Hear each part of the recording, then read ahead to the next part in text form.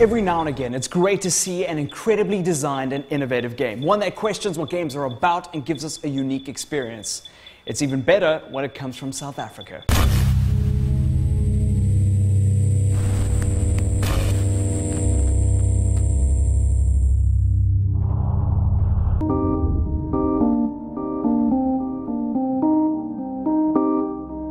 Cadence is a game filled with awe and wonder and is developed right here in Cape Town by a company called Made with Monster Love. Cadence is a puzzle music game, something you've never seen before, where the player attempts to join nodes with different properties, such as relaying a signal in a specific direction or blocking its path. The objective being to join all the nodes to create a looping melody. Recently, the game failed to meet a Kickstarter in March this year, despite being awarded Favorite Game on the Indie Stand at South by Southwest, one of America's biggest music and technology expos. So Peter, how did the idea of Cadence come about? So I get asked a lot where the idea for Cadence came from, and I think people expect this flash of brilliance, eureka moment where it just arrived fully formed, but that's not at all how it happened. It was working on a much bigger game, and then I kind of realized that this was a game that I would never hope to finish by myself. So then I found a smaller game to work on, which was a series of science experiments.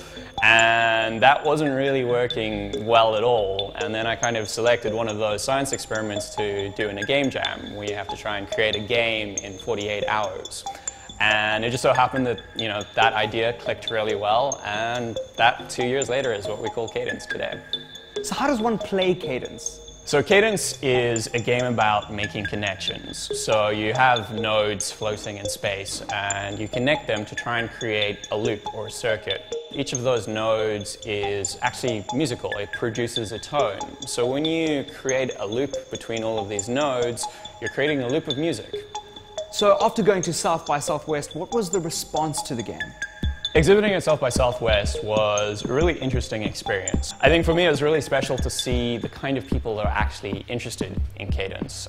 And in fact there was this one little girl who she was absolutely enamored with the game and she wouldn't leave it at all.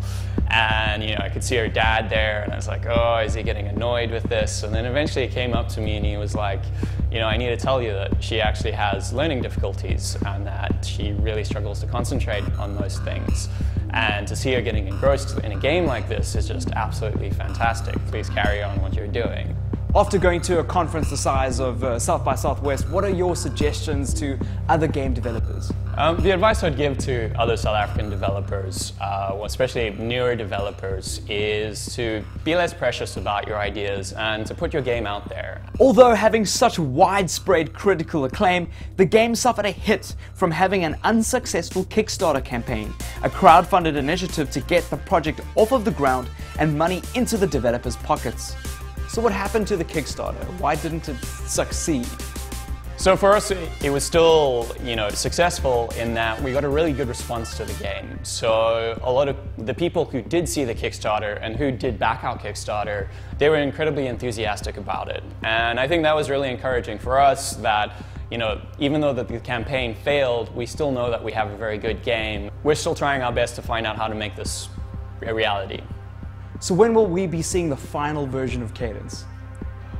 That's the million-dollar question, so to speak. When will Cadence be finished? Could be as early as 6 months, or it could be early next year, but the end is finally in sight. A game as intoxicating and riveting as Cadence won't be going away anytime soon. It's made such an important impact on the gaming scene, mashing the wonder of creating music and the reward of puzzle solving in video games. And all of this straight out of South Africa. It gives us hope that our wildest and most creative dreams can still captivate the world, even from the bottom of the African continent.